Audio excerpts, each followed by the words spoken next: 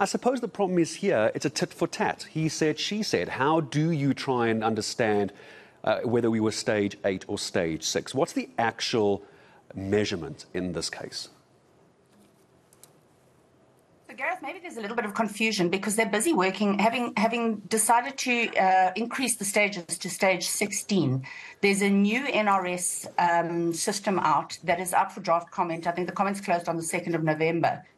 So these will then obviously look at a different mechanism for determining stages of load shedding, and those work on a percentage base of demand versus supply. In other words, what is demanded and what do they have available?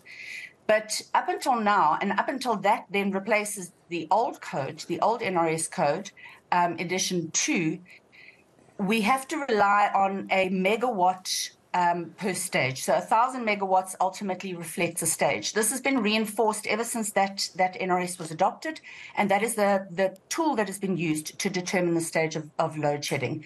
Now, the system operator is required to inform and manage the load shedding side of things because they're in charge of the transmission grid.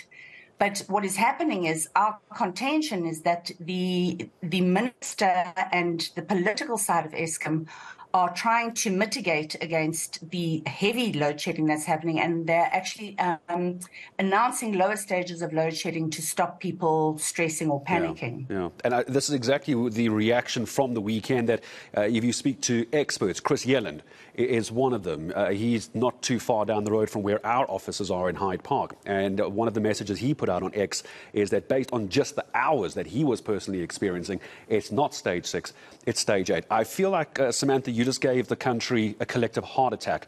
Maybe just elaborate on that stage 16 for me, that NRS code. I think everyone just spilt their coffee trying to understand what just happened.